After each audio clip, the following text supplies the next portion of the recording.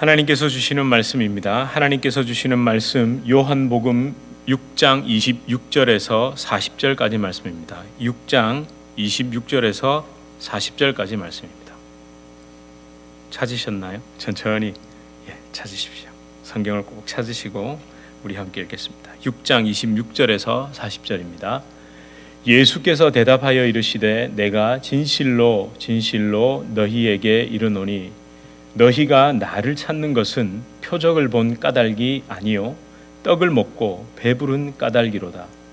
썩을 양식을 위하여 일하지 말고 영생하도록 있는 양식을 위하여 하라. 이 양식은 인자가 너희에게 주리니 인자는 아버지 하나님께서 인치신 자니라. 그들이 묻되 우리가 어떻게 하여야 하나님의 일을 하오리이까? 예수께서 대답하여 이르시되 하나님께서 보내신 이를 믿는 것이 하나님의 일이니라 하시니 그들이 묻되 그러면 우리가 보고 당신을 믿도록 행하시는 표적이 무엇이니까 하시는 일이 무엇이니까? 기록된 바 하늘에서 그들에게 떡을 주어 먹게 하였다 함과 같이 우리 조상들은 광야에서 만나를 먹었나이다.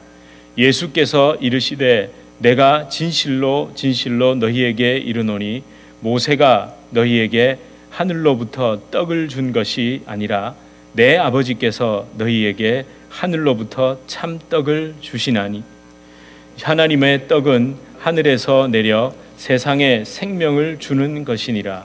그들이 이르되 주여 이 떡을 항상 우리에게 주소서. 예수께서 이르시되 나는 생명의 떡이니 내게 오는 자는 결코 줄이지 아니할 터이요 나를 믿는 자는 영원히 목마르지 아니하리라. 그러나 내가 너희에게 이르기를 너희는 나를 보고도 믿지 아니하는도다 하였느니라. 아버지께서 내게 주시는 자는 다 내게로 올 것이요 내게 오는 자는 내가 결코 내쫓지 아니하리라. 내가 하늘에서 내려온 것은 내 뜻을 행하려 함이 아니요 나를 보내신 이의 뜻을 행하려 함이니라.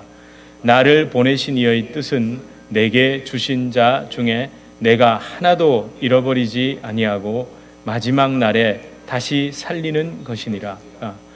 내 아버지의 뜻은 아들을 보고 믿는 자마다 영생을 얻는 것이니 마지막 날에 내가 이를 다시 살리리라 하시니라. 아멘. 우리 서로 앞뒤 좌우로 인사하시겠습니다. 잘 오셨습니다. 반갑습니다. 잘 오셨습니다. 너무 반갑습니다. 이제 소리가 안 나네요. 나나요 다시? 왜 삐삐 소리가 나죠?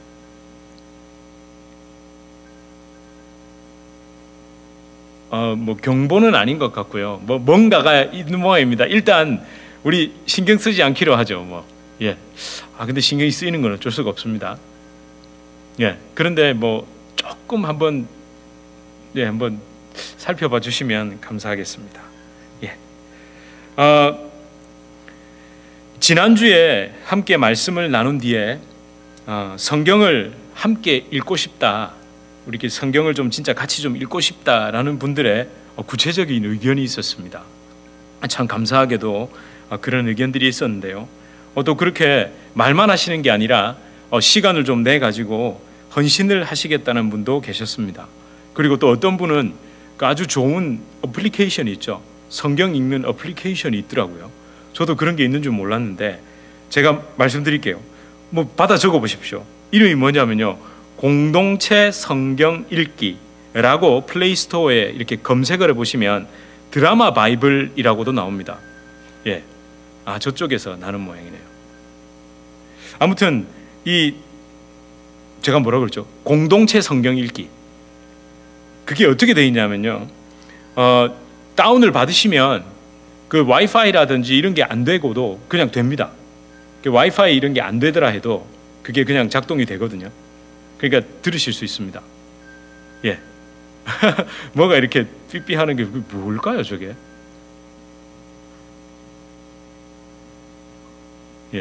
시한폭탄은 아닌 것 같습니다. 걱정하지 마세요. 시한폭탄은 아닙니다. 예, 그 어플리케이션을 또 소개해 주셨는데 제가 들어보니까 이 성우분들이 하신 것 같아요. 이렇게 뭐 태초에 천지를 하나님이 창조하셨다 그러면 이렇게 우르르 쾅쾅 이런 소리도 좀 나고, 그리고 이렇게 성우분들이 뭔가 이렇게 뭐라고 해야 되죠? 하나님 목소리처럼 이렇게 하기도 하고, 그러니까 진짜 드라마처럼 이 성경을 읽어주더라고요. 글자도 나오고, 그리고 영어 성경도 있고요. 그 여러분 그걸 좀 이렇게 다운을 받으셔서 이렇게 라디오 듣듯이 이렇게 들으시면 또 읽으시면 참 좋을 것 같습니다. 그리고 성경을 이제 좀 함께 낭독하고 할 시간을 좀 구체적으로 가져볼까 합니다. 광고에도 나왔는데 10월 2일, 그러니까 10월 첫째 주 주일부터 우리 1시 30분에 조금 일찍 들어오셔서 성경을 함께 읽는 거죠. 예, 같이 좀 읽고 그러면 뭐 여러 가지 여러분 성경을 이해하시고 오늘 본문도 읽으시고 또 함께 요한복음을 저희가 쭉 나간다면 요한복음도 읽고 오늘 이렇게 읽는 본문도 좀 읽고, 그러면 제가 좀 압축해서 성경을 다 읽지 않고 여러분과 함께 설교를 또 나눌 수도 있을 것 같고, 그래서 참 좋은 의견이었다고 저는 생각합니다. 그래서 이렇게 광고를 하게 됐고, 또 10월 첫째 주일이니까 우리 10월 달이 되면 가을이잖아요. 가을은 독서의 계절이니까 우리 말씀을 또 읽기로 우리께 좀 작정했으면 합니다. 여러분, 이 말씀을 같이 읽는 건요, 이게 진짜 하나님 백성 공동체의 모습이었습니다. 부흥과 회개는 하나님의 말씀을 함께 읽고 나눌 때 그때 있었습니다. 신명기에도 등장하죠. 말씀을 자녀에게 읽고 가르치라고 명령하죠. 그리고 그 유명한 바로 이 느헤미야 8장에 나오는 수문 앞 광장에서 그 회개와 부흥 운동이 일어났을 때 하나님의 말씀을 낭독했다고 되어 있습니다. 그들이 모여서 그 하나님의 말씀을 들을 때 진정한 부흥과 회개가 일어났습니다. 무엇보다 성경을 함께 읽는 것이 초대교회의 전통이었습니다. 여러분, 신약 성경은 다 뭡니까? 편지입니다. 편지. 신약 성경은 다 편지입니다. 그런데 이 편지를 한 사람 한 사람에게 써준 게 아니라 그 공동체, 뭐 고린도 교회면 고린도 교회, 로마 교회면 로마 교회, 각 교회마다 그걸 써서 보냈단 말이죠, 바울이. 그러면 어떻게 했겠습니까? 앞에서 저같이 이제 그 공동체를 리더하는 사람이 이걸 읽습니다. 그대로 낭독한다니까요. 그러면 들으세요. 이걸 들으시는 거예요. 바울의 그걸 편지를. 뭐 인쇄가 그때처럼 지금처럼 복사기가 있는 것도 아니잖아요. 그런 식으로 말씀을 함께 읽고 그렇게 들었습니다. 정말 함께 읽고 듣는 가운데 임하는 그 성령의 역사는 진짜 놀라운 것이었습니다. 그렇게 지금까지 성경 말씀을 통해 진정한 회개, 부흥, 회복의 역사가 일어난 겁니다. 여러분도 젊으실 때 여러분 한국에서 부흥회를 뭐라고 불렀죠? 말씀 사경회라 그랬잖아요. 기억나시죠? 말씀 사경회라 그랬습니다. 그러니까 하나님의 말씀이 무슨 이야기를 하는 건지 그거 듣고 싶고 알고 싶어서 그 시간에 뭐 3일씩 4일씩 하면 다 밤마다 새벽마다 모여서 부흥회 하셨잖아요. 그런 경험 있으시잖아요. 예. 이제 그게 좀 회복돼야 될 것 같아요. 요즘 예배는 사실 너무 좀 엔터테인먼트적이라고 해야 되나? 이렇게 뭐 찬양이라든지 이쪽으로 좀 많이 갔죠. 영상을 많이 동원하고 뭐 물론 교회마다 시상도 하기도 합니다. 성경 통독한 분들 이런 분들 뭐 저희도 할 수 있죠. 성경 통독한 분들 이런 분들 시상도 할 수 있고요. 얼마든지 할 수 있습니다. 그런데 진짜 우리가 함께 공동체가 모여서 성경을 서로 낭송하고 하는 것도 원래 초대교회의 전통이었고 개혁교회의 전통이었고, 교회는 이 살아계신 하나님의 말씀을 중심으로 언제나 부흥과 회복의 역사가 일어났습니다. 여러분, 21세기의 기준에서 볼 때 우리 각 사람이 지금 여러분 성경책 다 가지고 계시죠? 성경책 안 가지고 계신 분 계세요? 그죠? 어쩌면 요즘 집에 2-3권씩 있는 건 기본입니다. 성경이 너무 많아서 탈이죠. 그런데 여러분 21세기의 기준에서 각 사람이 성경을 가지고 있는 일은 일반적입니다. 그러나 성경의 대중화가 일어난 건요, 정말 길게 잡아도 500년 채 안 됐습니다. 정말 길게 잡아도요. 기독교의 역사가 2000년이라고 잡아도 성경이 어떻게 대중화가 되고 일반화가 되고 각 사람의 손에 이렇게 오게 된 건 정말 길게 잡아야 얼마? 500년이 채 안 된 일입니다. 사실은요, 인쇄술이 아주 발달해서 책이라는 것이 좀 흔해졌을 때 성경도 우리 손에 오기 시작했죠. 여러분, 멀리 갈 것도 없습니다. 예전에는 예수님을 믿는 집, 그러니까 기독교 집안에서 성경책이 한 몇 권쯤 있었나요? 한 권, 한 권. 그것도 어떤 성경책이었죠? 여기 벌건 성경책 있잖아요. 요즘은 이렇게 금장으로 돼 있는데 옛날엔 벌겠죠. 그것도 누구의 전유물이었습니까? 아버지의 전유물이었습니다. 기독교 집안의 영적 가장의 전유물이었죠. 우리는 어떤 걸 처음으로 아마 여러분 소지해 보신, 개인으로 손에 쥐어 보신 성경책 아마고 파란 껍데기로 되어 있는 조그마한 거, 왜 군에 가서 세례받아도 나눠주는 그 조그마한 성경책 기억나세요? 기억 안 나세요? 그게 아마 각 개인이 손에 쥐었던 성경책의 거의 처음이었을 겁니다. 근데 지금은 어떻습니까? 성경이 너무 많아요. 그래서 오히려 성경을 어떻게 읽지 않는 것 같습니다. 여러분, 가지고 있는 것에서 그치지 말고 진짜 읽어야 됩니다. 마음으로 읽으면서 성령께서 내게 하시는 말씀, 그 하나님의 음성을 들어야 됩니다. 그런데요, 문제가 있습니다. 어떤 문제가 있을까요? 하나님의 음성, 성경 말씀, 하나님의 음성이 제대로 들리면요, 찔립니다. 오늘 설교 말씀 제가 제목을 이렇게 정했죠. 전곡이 콱 찔릴 때. 전곡이 찔립니다. 찔리게 돼 있다니까요. 자, 그러면 여러분, 말씀을 통해 전곡이 콱 찔릴 때 저와 여러분의 반응이 어떨까요? 여러분 어떠세요? 누군가 여러분의 전곡을 콱 찌르면, 전곡을 콱 찌르는 이야기를 들었을 때 여러분 반응은 어떠세요? 받아들이세요? 아니면 어떻게든 피해 가세요? 도망가십니까? 어떠십니까? 제가 아마 전곡을 찌르는 콱 얘기를 하면 두 가지 반응이실걸요. 그건 이 생각이고, 그 다음에 한 가지는요, 제가 말씀으로 여러분을 쳤다고 그렇게 반응하시겠죠. 때렸다고 반응하실 겁니다. 아마 그럴 겁니다. 대다수가 그렇죠. 여러분, 오늘 본문을 보시면요, 전곡이 콱 찔린 유대인들의 반응이 나오죠. 그 유대인들의 반응이 나오고 6장 마지막까지 계속 그 유대인들의 반응이 나옵니다. 6장 마지막은요, 전곡이 찔린 유대인들, 심지어 제자라는 말을 들은 사람들의 반응과 그 결과가 6장 마지막에 기록되어 있습니다. 제가 지난주부터 그렇게 부탁드린 것처럼 6장을 10번을 읽으셨다면, 아니 한두 번만 반복해서 읽으셨다면, 어쩌면 6장의 내용은요, 예수님이 생명의 떡이시라는 것을 모르는 사람 누가 있을까요? 아니, 교회 생활을 좀 하고 예수님을 좀 믿었다는 사람 치고 생명의 양식 하늘에서 내리는 만나, 그 하나님 예수 그리스도를 먹으면, 아니 우리 성찬식도 하지 않습니까? 그 피와 살을 먹으면 영생을 한다라는 것 모르는 사람 누가 있냐고요. 그런데 문제가 뭡니까? 그 뒤에 있는 이야기잖아요. 예수님이 계속 그 얘기를 하시는데 거기에 유대인들의 반응은 어떻습니까? 아니, 심지어 제자라고 했던 사람들까지도 어떻게 해요? 다 떠나버립니다. 예수님께서는요, 지금 유대인의 전곡을 콱 찌르는 이야기를 하고 계십니다. 26절에서 27절이죠. 그 중에서도 26절이죠. 26절 한번 함께 읽어보실까요? 성경 가지고 계시잖아요. 함께 읽어보겠습니다. 시작. 예수께서 대답하여 이르시되 내가 진실로 자, 여러분 꼭 기억하세요. 진실로 안 그래도 벌건데 진실로 진짜로 그렇게 얘기한다는 거예요. 뭐라고요? 시작. 너희에게 이르노니 너희가 나를 찾는 것은 표적을 본 까닭이 아니요 떡을 먹고 배부른 까닭이로다. 제가 한 얘기 아닙니다. 예수님이 하셨잖아요. 표적은 뭡니까?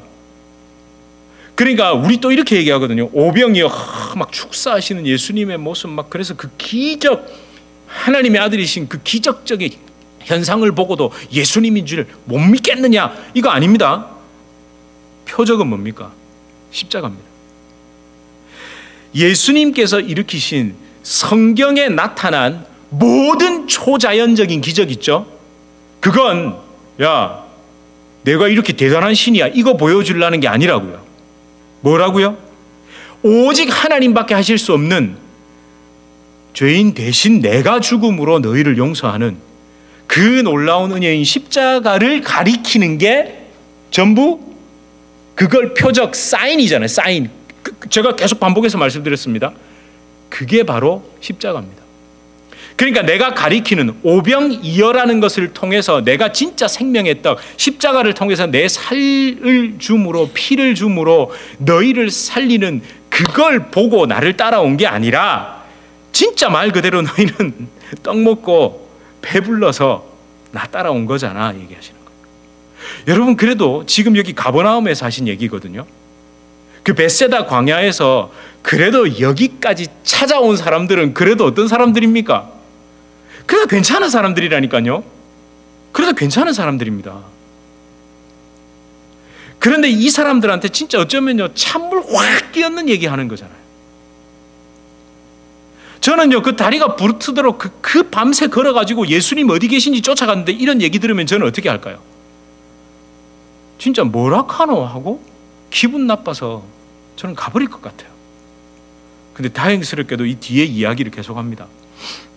물론 계속 읽어보시면요 유대인들과 예수님 사이에 약간 논쟁 같습니다.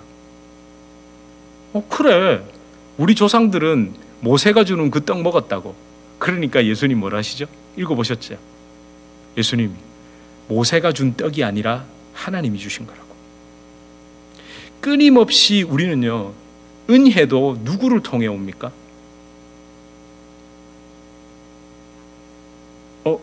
얼음 되시면 안 됩니다. 우리 보통요 여러분이 목사님을 너무너무 존경하고 너무너무 막 이렇게 좋아하면 은혜가 누구를 통해 오는 것 같습니까? 그렇죠. 사람 통해 오는 것 같다니까요. 이제 이렇게 되면요 서로 죽는 겁니다. 제가 항상 부탁드리잖아요. 저는 존경의 대상도 아니고 아무것도 아닙니다. 여러분과 저는요 그냥 인격적인 관계 속에서 있는 거고 저는 말씀을 물론 선포합니다만 제 마음 자세는 어때야 될까요? 하나님께서 제게 하신 그 말씀 십자가에 못 박히라는 그 말씀 너 오늘 내 말씀 앞에 너 굴복했느냐라고 말씀하시는 오늘 아침에 딸이 갑자기 굴복이 무슨 뜻이냐고 물어서 설명이 안 되더라고요. 막내가 아빠 굴복이 무슨 뜻이에요? 이러는데 그 굴복을 어떻게 설명을 하겠습니까? 완전히 굴복한 거. 예? 여러분 진짜 하나님의 말씀 앞에 하나님 앞에 굴복해 보셨냐고요? 그걸 저는 같이 나누는 것뿐입니다. 여러분과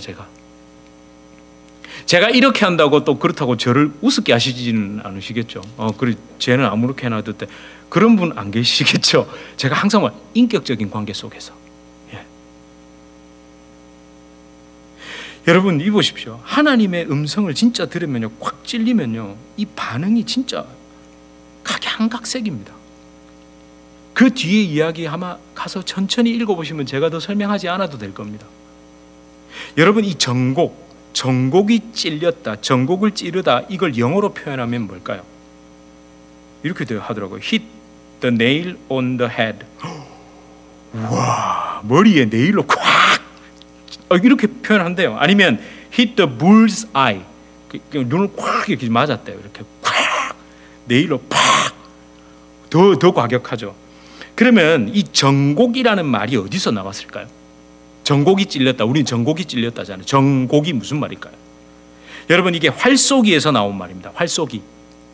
그러니까 관역의 중앙을 일컫는 단어가 정곡이라고 하는데 다른 말로 하면 적중이라고 하죠. 네, 적중했다. 적중. 동사로도 쓸 수 있고 명사로도 쓸 수 있고. 그런데 여러분 적중과 정곡은 미묘하게 다릅니다. 아니 크게 다르죠. 적중보다 더 어려운 것이 정곡을 찌르는 것, 정곡을 맞추는 겁니다. 왜냐하면요, 관역이 있죠. 관역, 타겟이 있잖아요. 그 중간에 딱 요 까만 거 우리 10점이라고 하는 거기가 적중이잖아요. 정곡이라고 하잖아요. 그런데 이 타겟은 어떻습니까? 관역은 어때요? 움직입니까? 움직이지 않습니까? 관역이 움직입니까? 움직이지 않습니까? 움직이지 않죠. 가만히 있습니다. 가만히 있어도 맞추기가 어렵습니까? 쉽습니까? 어렵죠. 양궁 안 보셨어요? 우리 여자 양궁 선수들 만나면 우리는 안심하잖아요. 네? 그냥 금메달. 근데 그 쏘는 그 사람들은 피가 마른대요. 아무튼 그런데 적중은 좀 다릅니다. 왜냐하면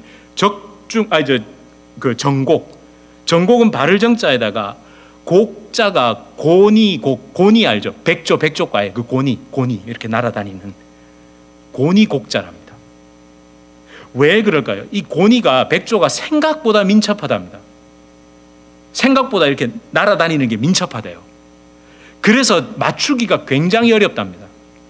그래서 정곡을 맞추다, 정곡을 찌른다, 이 표현이 관역을 적중했다라는 말보다도 사실은 더 뛰어난 사냥꾼에게 쓰던 말이었답니다. 자, 왜 제가 이런 말씀을 드릴까요? 유대인들의 반응이 어떻습니까? 예수님이 지금 26절에 이 이야기, 26절에서 27절의 이야기를 하니까 그들이 가만히 있어가지고 딱 예수님의 말씀을 맞고 하고 굴복했습니까? 아니면 요리 도망가고 저리 도망가고 뺀질거렸습니까? 뺀질거렸죠. 미꾸라지처럼 빠져나갔죠. 그런데 결국 정곡이 찔려야 사는 겁니다. 26절에서 27절은요, 고니처럼 날아다니는, 도망다니는 유대인들의 정곡을 콱 찌른 예수님의 말씀입니다. 제가 하는 말이 아닙니다. 여러분, 하나님의 말씀이 지금도 살아 역사하는 진리의 말씀이라면, 여러분, 왜 하나님의 말씀은 지금도 살아 역사하는 진리의 말씀입니다라고 얘기하시죠? 좀 냉정하게 저도 정곡을 한번 찔러보겠습니다. 왜 그런 이야기들을 할까요? 내 앞에 어떤 문제가 있습니다. 내가 이루어야 될 일들이 있습니다. 하나님의 말씀은 지금도 살아 역사하는 말씀입니다. 막 이러면 여러분이 언제 아멘을 하십니까? 홍해도 가르십니다 하고 막 만나 매출하기를 주십니다 하고 이럴 때, 어떤 때 내 상황이 안 바뀔 것 같고 그 일이 도무지 안 될 것 같을 때, 하나님의 말씀은 지금도 살아 역사하는 말씀입니다. 하늘에서 기도하면 불이 내린다 그러고 하면 그때 아멘 하시죠. 근데 하나님의 말씀이 진짜 살아 역사해서 여러분 심령을 쪼개고 여러분을 회개하게 만들고 그 가는 길에서 돌이키게 만들고 도저히 끊어내지 못하는 그 일에서 끊어내고 내가 주님 앞에 굴복하게 만들어줍니다라고 하면 과연 몇 명이나 오늘도 살아계신 말씀입니다 하고 거기에 아멘 할까요? 그죠? 안 그렇습니까? 여러분, 하나님 말씀 앞에 내 실존이 그대로 다 까발려집니다. 다 들통납니다 하면 여러분, 과연 우리는 미소 지을 수 있을까요? 과연 우리는 이 자리에 앉아 있을 수 있을까요? 하나님 앞에 내 속이 그대로 한번 다 드러나 보셨습니까? 그 경험을 진짜 해보셨나요? 이런 내 모습 때문에 어쩔 줄 몰라 벌벌 떨어 보셨나요? 여러분, 하나님이 우리의 모든 걸 보고 계시고 모든 걸 듣고 계시고 우리 심령을 다 보신다면서요. 내가 사람을 어떻게 대하는지, 내가 사람을 어떻게 향해서 무슨 말을 하고 있는지, 그 사람이 듣지 못하고 그 사람이 보지 않는다고 해서 내가 어떻게 이야기하고 어떻게 판단하고 무엇을 하고 있는지 하나님이 정확하게 다 보고 계신다라는 걸 진짜 안다면 그게 될까요? 하나님이 전부 다 주셨다라고 고백을 하고 하나님이 전부 하나님 거라고 하는데 과연 나는 진짜 그렇게 살고 있는지 냉정하게 돌아보면 우리 겁이 나서 어떡하죠? 왜? 하나님의 말씀은 오늘도 살아있는 생명의 말씀이고 하나님은 무소부재하시며 우리의 모든 일거수일투족을 그대로 다 보고 계신다는데, 사실은 이런 설교도 엄청 들으셨을 겁니다. 너무너무 많이 들으셨을 겁니다. 그죠? 뭐 저라고 아니겠습니까? 근데 우리는요, 그렇게 살지 않으면서 최소한의 영적 부끄러움조차도 없이 살아간단 말이에요.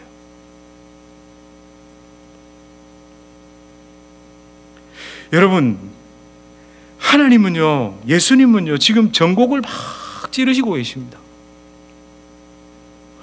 그거 아니라고 계속 말씀하십니다. 진짜 중요한 문제는 영혼의 문제고 눈에 보이지 않는 진정한 하나님의 나라 예수 그리스도의 십자가 진리를 통한 그 영원한 생명을 얻는 것 때문에 내가 왔는데 너희는 그 문제 때문에 나를 쫓아온 것이 아니라 그저 빵 때문에, 땅의 음식 때문에, 세상의 풍요를 주는 어떤 그런 것들 때문에, 그런 걸 주는 존재, 신적인 그 어떤 존재를 따라서 온 거다라고 예수님이 말씀하시잖아요. 제가 말한 게 아니에요. 저도 오늘 도대체 이 설교문을 몇 번을 썼다 지운지 모르겠습니다. 나도 진짜 힘되는 거, 여러분 진짜 힘이 되는 거, 위로 되는 거 막 이런 말씀 전하고 싶거든요. 저도 뭐 한다고 말씀 따라가겠다고 얘기하는 바람에 막 이런 게 걸리면 저도 너무 힘들다고요. 저 보세요. 찬양도 얼마나 잘합니까? 내가 내 입으로 이런 말하기 이상하다. 감미롭게 찬양하면서 있잖아요. 여러분 위로하고 막 여러분 이렇게 이제 해드리면서 그죠? 하면 얼마나 참 좋을까요? 거기다가 예수님이 하신 말씀에 이제는 제가 조금만 더 해보겠습니다. 제가 방금 말씀드린 데까지 예수님이 그대로 말씀하셨죠. 어쩌면 예수님이 가로 열고 닫고 속에 너희는 보리떡 5개와 물고기 2마리가 아니라 보리떡 10개와 물고기 5마리 준다는 어떤 존재가 있으면 거기를 쫓아갈 걸이라고 말씀하시는 거 아닐까요? 사실 이스라엘 백성들이 그랬죠. 만나와 메추라기로 40년을 하나님께서 먹이셨습니다. 40년. 그 유대인들이 어디로? 마침내 가나안 땅에 정착했습니다. 만나와 메추라기를 주는 하나님이 아니라 그때부터 어떤 걸 쫓아가기 시작했습니까? 농사를 짓기 시작했습니다. 거주하기 시작했습니다. 내 땅이라는 게 생기기 시작했습니다. 그때부터 그들은 그 가나안 땅에 있는 그 신들, 왜냐하면 가나안 땅에 가서 처음 거둔 거 있죠. 그게 어땠을까요? 첫 소실이, 우리 이것도 잘 생각하셔야 됩니다. 하나님이 처음 것을 가지고 오라 할 때 그 굉장히 갈등되는 순간 아니었을까요? 40년을 살았습니다. 광야에서. 농사 짓는 법을 알았을까요? 몰랐을까요? 모르죠. 모릅니다. 거기 가서 첫 소실을 얻었습니다. 과연 그게 물론 하나님의 은혜로 풍성할 수도 있습니다만 내가 생각한 것만큼 품질이 좋지 않을 수도 있고 많이 거두지 못했을 수도 있습니다. 심지어 만약에 나무 심어 보셨죠, 여러분? 묘목 같은 거 심어 보셨죠? 심었을 때 첫 해에 열매가 맺힐까요? 안 맺힐까요? 안 맺힙니다. 적어도 3년 정도 지나야 맺히고요. 처음 맺힌 그 나무에서 맺힌 열매는 맛이 있습니까? 없습니까? 맛 없습니다. 근데 하나님 그 처음 것을 나에게 달라고 했을 때 2가지겠죠. 어쩌면 우리의 중심을 보시는 겁니다. 그럼에도 불구하고 나에게 다 드릴 수 있느냐? 그 부족하고 어려운 가운데도 내가 너희의 주인임을 믿고 그걸 드릴 수 있겠느냐? 그리고 그 맛없는 거 그거 하나님 가져오라 그러시잖아요. 그런데 이제 시간이 지나면서 어떻게 옆에 보니까 가나안 백성들은 어떻습니까? 그 농사를 잘 짓습니까? 못 짓습니까? 너무너무 잘 짓죠. 그러면 그 사람들의 조언과 이야기를 들을까요? 안 들을까요? 듣죠. 당연히 듣죠. 그거 나쁜 거 아닙니다. 들을 수 있습니다. 그런데 맺히는 거예요. 그 사람들이 시키는 대로 하니까 맛있는 열매들이 맺히는 거예요. 그 다음 해가 되면 하나님께 감사하며 하나님께 지혜를 구하는 게 빠를까요? 그 사람들한테 잘 보여서 야, 이번에 내가 하면 한 5% 떼줄 테니까 이번에도 비법 좀 가르쳐 달라고 하면서 그들에게 지혜를 더 물을까요? 그들에게 지혜를 더 묻게 돼 있습니다. 그러다가 그들에게 들은 말이 뭘까요? 우리가 섬기는 바알이 우리에게 풍요를 주는 농경신이다 라는 말을 들었을 때 어떻게 되겠습니까? 휙 하고 넘어가는 겁니다. 그런데 여기서 가장 중요한 게 있습니다. 이스라엘 백성들이 바알신을 섬기고 그 농경신들을 섬기면서 여호와 하나님을 섬기지 않았을까요? 섬겼을까요? 섬겼습니다. 제가 자주 말씀드렸습니다. 단 한 번도 이스라엘 백성은 하나님을 진짜 발로 차버리고 버린 적 한 번도 없습니다. 겸하여 섬깁니다. 하나님이 그렇게 말씀하시죠. 너희가 나를 버렸다고. 근데 이스라엘 백성들은요, 늘 유월절도 지키고 제사도 하고 절기도 지키면서 뭐라고 말했을까요? 무슨 소리냐고! 우리는 이렇게 열심히 여호와의 절기를 지키고 제사도 드리고 하고 있는데 언제 우리가 하나님을 버렸습니까? 라고 얘기하겠죠. 여러분, 이런 식으로 살아가는 게 썩을 양식을 위한 일입니다. 썩을 양식을 위한 일이 세상의 직업, 사업, 생업, 무슨 그런 것들을 이야기하는 게 아닙니다. 그럼 오늘부터 여러분 다 목사가 되시고 선교사가 되셔야죠. 여러분, 하나님의 일은 또 뭡니까? 그렇죠. 제가 방금 말했듯이 저처럼 목회자를 하고 선교사가 하나님의 일이 아니라 예수님께서 주시는 생명의 양식, 그러니까 하나님이 보내신 일을 믿는 것, 이게 진짜 하나님의 일이라고 얘기합니다. 그런데 앞에서도 말씀드렸듯이 우리는 예수님 안 믿는 사람 아무도 없다는 게 함정이죠. 예수님을 믿으니까 여기 나왔죠. 그런데 우리는 지금 이 말씀을 듣고 있는 거예요. 배불러서 여기까지 왔다고. 여러분, 사실은 26절을요, 평생의 말씀으로 좀 기억하십시오. 우리가 왜 정말 암송해야 될 말씀 중에 요한복음 6장 전체면 그 중간에 딱 있잖아요. 26절을 맞습니다. 하나님 저 딱딱하면 정말 육신의 배를 불리기 위해 하나님 따라올 수 있는 그런 자입니다. 사실 여러분, 여기서부터 출발해야 됩니다. 혹시 예수님을 믿었을 때, 예수님을 믿으면서 정곡이 콱 찔리는 것에서부터 시작하신 분 계세요? 예수님을 믿으러 와서 내가 내 심령이 정말 주님 앞에 내가 정말 이래도 되는가라는 그 정곡이 콱 찔리는 것에서부터 출발하신 분이 계신가요? 계시다면 정말 감사하고 정말 다행입니다. 만약 안 계셨다면 지금이 그 순간이 될 수 있는 겁니다. 여러분, 여기에서 사실 판가름 납니다. 정곡이 콱 찔리는 이야기를 들었을 때, 26절의 이야기를 딱 들었을 때 여기에서 구원받았는지 아닌지가 판가름이 납니다. 내 속에 감춰진 것, 내가 애써 숨기려는 것들이 들켰을 때, 그 본성이 지적당했을 때 도망가고 싶은 그 사실을 내가 딱 바라봤을 때, 그때 반응을 보면요, 그 사람이 십자가 은혜 안에 있는지 아닌지 그때 알 수 있다니까요. 정말 십자가 은혜를 체험한 사람은요, 찔리고 아프고 부끄러운 그 순간을 모면하려 하지 않습니다. 도망치지 않습니다. 얼렁뚱땅 넘어가지 않습니다.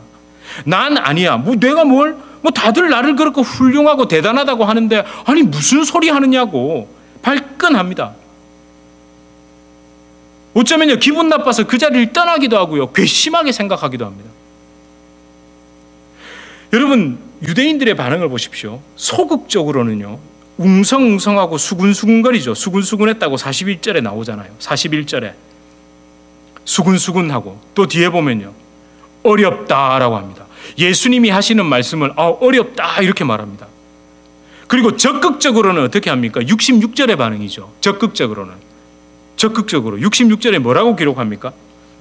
한번 읽어보실래요? 66절에 그때부터 그의 제자 중에서 많은 사람이 떠나가고 다시 그와 함께 다니지 아니하더라.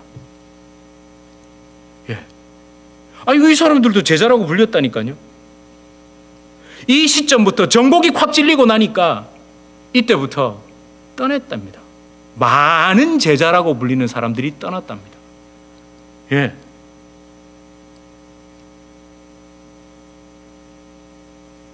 여러분, 정곡이 찔리면요, 사람의 반응, 아까 말씀드렸듯이 소극적으로는 수근수근거리고 어렵다고 말하죠.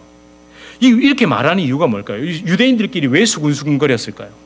예수님의 말을 듣고 잘 못 알아듣겠다 그러고 왜 그랬을까요? 찾는 거죠. 혼자가 아니기를 바라는 거죠. 왜냐하면 나만 찔리고 나만 못 알아들으면 안 되잖아요. 찾는 거예요.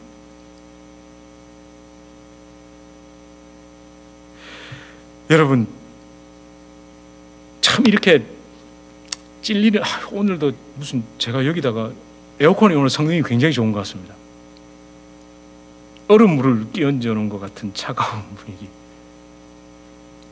그런데 여러분 이게 진짜 다행 아닐까요? 저는 이 뉴저지 주님의 교회라는 이 교회 어떤 데는 뭐 있는지도 모르잖아요, 그죠? 여러분 이 교회에 와서 이렇게 앉아 계시는 여러분 이게 은혜입니다. 맨날 진리만 얘기만 하는데요. 맨날 뭐 이런 얘기만 하잖아요. 참 진짜 제가 이렇게 좀 써봤습니다. 아까처럼 제게 죄가 있다면요, 무식할 정도로 말씀 따라가는 것 외에는 저에게 죄가 없다고 좀 해주세요. 무식할 정도로 말씀을 따라가잖아요. 지금 레위기 하고 있잖아요. 저 빨리 끝났으면 좋겠습니다. 레위기 힘듭니다. 여기 보니까 이런 게 있어요. 목회자도 심이 필요합니다. 철치 리더스 샘 라이너스 목사가 말해주는 목회자에게 심이 필요한 이유 속에 하나님은 낮잠을 자지 않으시지만 우리는 낮잠이 필요할지도 모릅니다.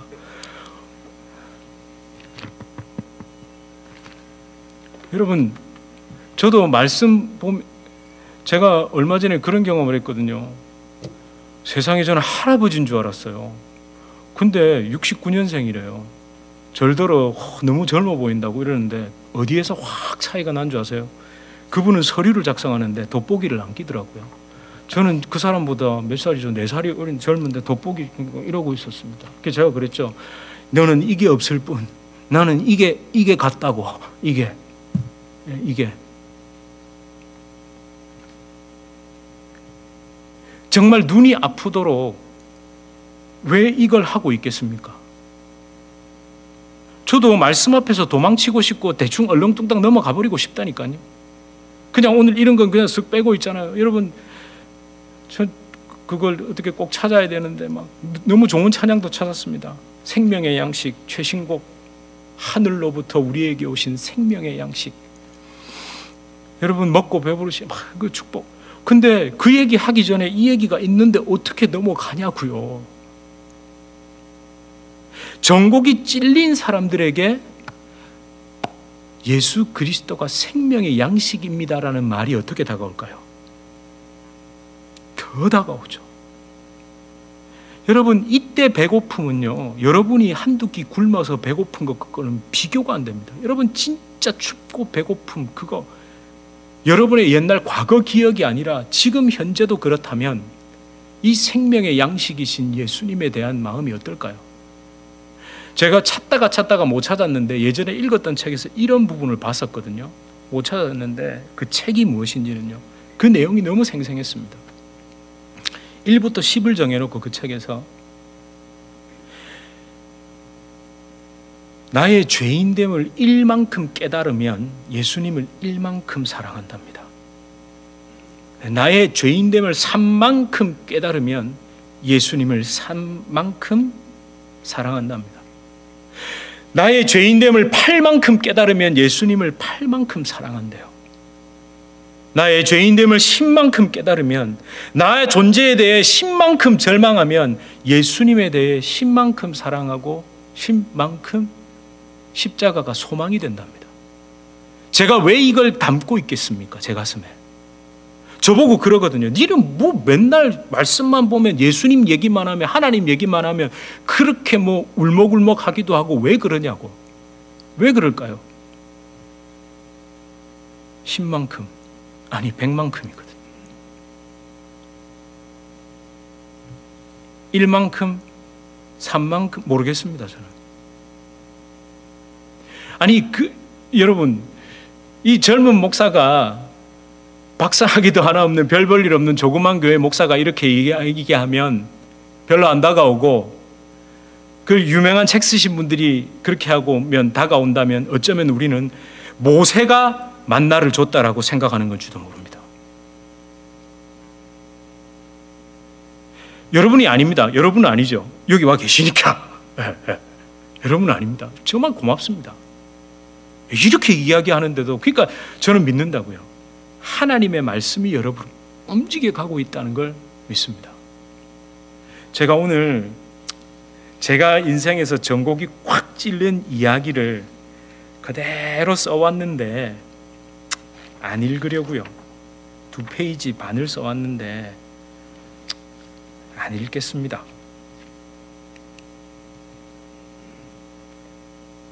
전곡을 확 찔렸거든요. 전곡을 확 찔리고 나니까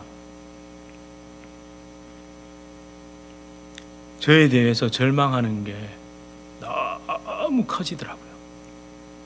그런데 여기서 놀라운 일이 생깁니다. 고개가 하늘로 들어지더라고요. 내 소망이 어디 있냐는 거예요. 내 소망이 어디 있냐는 거예요. 한번 그런 영적인 절망 앞에 부딪혀 보셨습니까? 그 어떤 것을 붙잡아도 이 절망스러운 나를 붙잡아 줄 게 없고 지탱해 줄 게 없다는 걸 진짜 깨닫고 나니까 예수님이 못 박혀 계신 그 십자가 그것밖에 안 보이니까 그것밖에 안 보이니까요. 그래서 그러다가 뭐 진짜 이 지경까지 왔습니다. 저 어떠세요? 여러분이 보시기에 저라는 사람의 인생이 야, 너 절망하다가 끝났다 이렇게 보이세요? 예? 감사합니다. 예, 고맙습니다. 저 너무 감사한 게 많습니다. 근데 놀라운 건 저는 저에 대한 절망을 발견했다고요. 교회 진짜 열심히 다녔습니다. 너무너무 열심히 다녔습니다. 근데 그 전곡을 확 찔린 그 사건 때문에, 아니 사실은 그게 시작이었죠. 그 사건이 있고부터 그게 뭔지 어렴풋이라도 아는데 15년 정도 걸렸습니다. 15년. 그리고 그걸 깨닫고 나는 이제 전곡이 찔렸으니까 끝났다가 아니라 지금도 저의 이런 모습, 제 전곡을 이 고니처럼 막 파약하고 날아다니고 이리 피하고 저리 피하고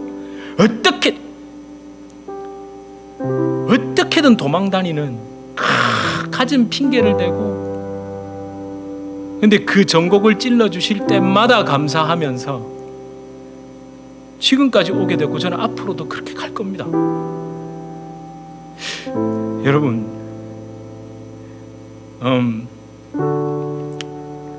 목사를 하게 된 게 그렇네요. 자꾸 그래 저에게는 쉬운 일이 아니었습니다. 너무 힘든 일이었습니다.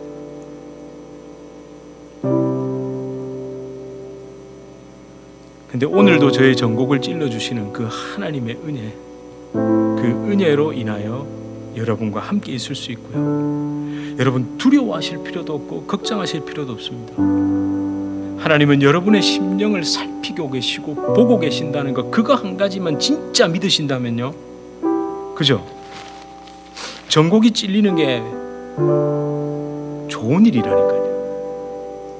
그리고 하나님은 찔러가지고 우리를 사냥해서 우리를 뜯어 발려 먹으시는 사냥꾼이 아니세요. 그죠?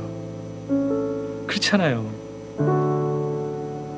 내가 너 대신 살 거라고, 이 안에 진짜 생명이 될 거라고, 너의 진정한 능력이 될 거라고 말씀해 주십니다. 여러분, 오늘도 우리 이 말씀 앞에 전곡이 찔린 채로 살아가길 기도하고 또 그렇게 축원드립니다. 우리 함께 고백할까요?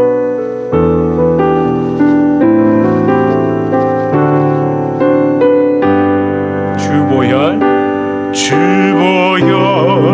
날 정결케 하고, 주보혈 날 자유케 하니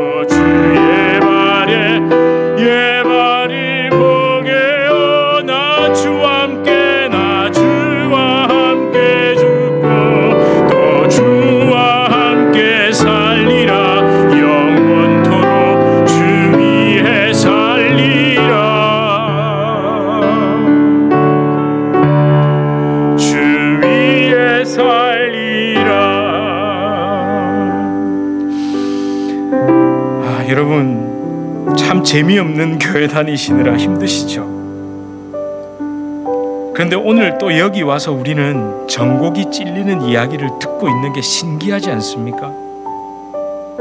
하나님은 거기에서 절망으로 끝내시지 아니고 찔러놓고 끝내시는 게 아니라 요한복음 6장 44절에 분명히 이렇게 말씀하십니다. 나를 보내신 아버지께서 이끌지 아니하시면 아무도 내게 올 수 없으니.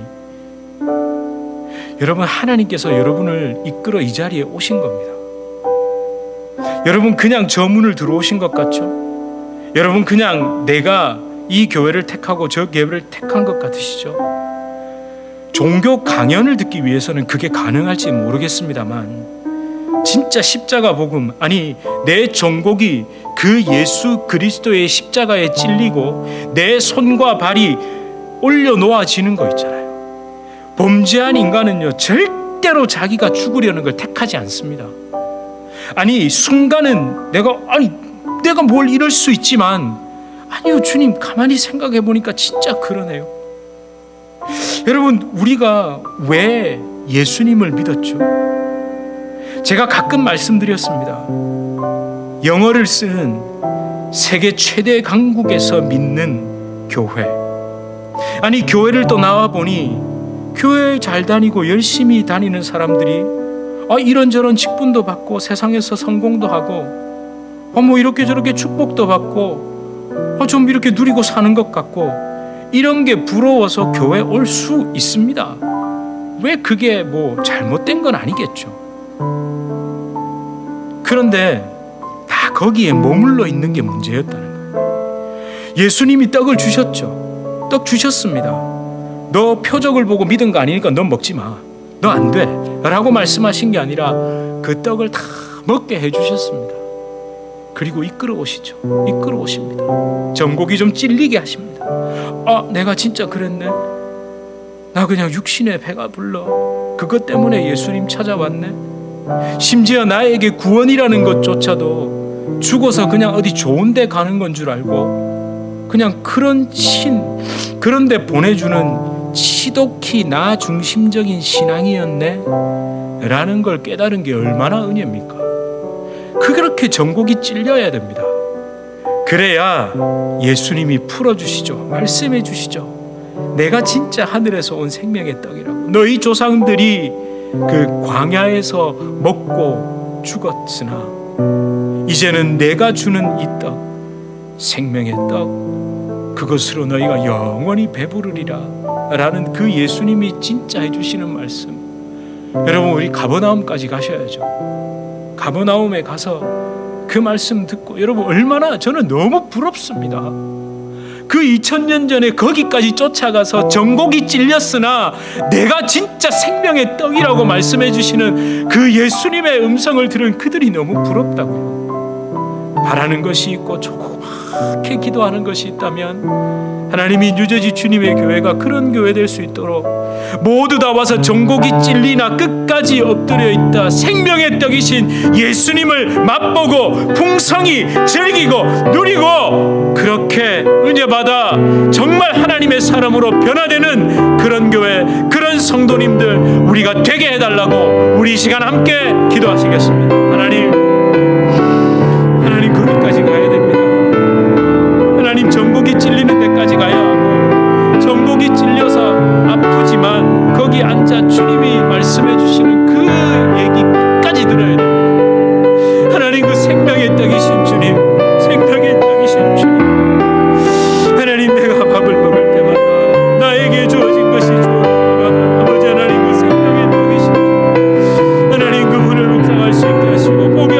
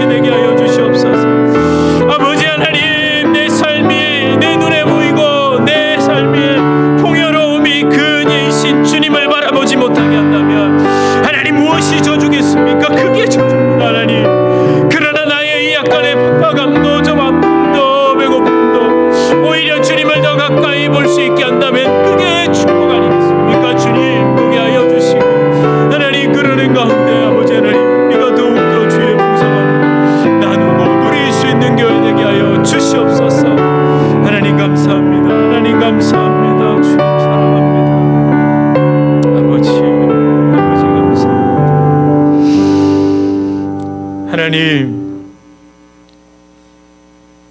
떡 때문에 온 게 맞습니다. 그때 너무 배가 고파서 주님이 하늘을 향해 축사해 주시니 세상에 우리가 다 먹고 배불러서 하나님 그렇게 주님을 따라간 거 맞습니다. 그런데 결국 따라갔던 것도 가만히 생각해 보니 아직 더 배가 고파서 그랬었던 것 같습니다. 따라가면 또 떡을 주실까, 물고기를 주실까. 그런데 우리 주님은 거기에서 전곡을 찌르는 말씀을 하셨습니다. 근데 이상하게 그게 기분이 안 나쁘고 이상하게 주님 맞습니다 라는 영적인 인정이 되고, 그래서 앉아 있었더니 정말 생명의 양식이신 예수님, 그분이 내가 진정한 하늘로부터 오는 만나, 진정한 생명의 떡이라고 말씀해 주시는 걸 직접 들었습니다. 그 사람들이 너무 부럽습니다. 하나님, 오늘도 주님의 말씀 앞에서 교회에 나온 것이 중요한 것이 아니라 진짜 살아있는 이 생명의 말씀 앞에서 내가 전곡이 찔리는 것이 감사고, 그렇게 다시 한번 끝까지 앉아있다 주님의 생명의 떡이신 주님의 말씀, 거기에 풍성하게 젖어드는 것이 우리의 진정한 은혜임을 믿습니다. 하나님, 땅의 것이 너무 배불러서 오히려 어떤 사람은 그 주는 보리떡과 물고기가 맛없다고 떠나간 사람이 있을 수도 있을 것 같습니다. 하나님, 오히려 내 삶이 너무너무 부족한 것이 없어서 진짜 배고픔이 뭔지도 몰라 오히려 더 산의 진미를 구하려 하나님 앞에 나오지 않는 것이 얼마나 감사한지 모르겠습니다. 주님, 또 지금 나의 배고픔과 약간의 그 팍팍함이 오히려 주님을 더 바라볼 수 있게 하고, 아니야, 내가 이 땅에서 배부르기 위해 살아가는 삶에서 이제는 하늘의 그 배부름을 향해 나아가는 삶으로 내가 돌이킬 수 있고 그 은혜를 바라볼 수 있다면 하나님, 그게 진짜 또 축복입니다. 아버지, 끊임없이 우리의 전곡을 찔러 주시옵소서. 나태해져가는 우리의 그 고니처럼 백조처럼 파르륵 튀어나가는 우리의 이 심령을 십자가에 못 박아 주시옵소서. 하나님, 그렇게 우리 성도님들이 말할 수 없는 주님의 풍성함과 그 은혜와 평강을 누리게 하시고 그 은혜에 충만히 젖어들게 하여 주시옵소서. 예수 그리스도 이름으로 간절히 기도드립니다. 아멘.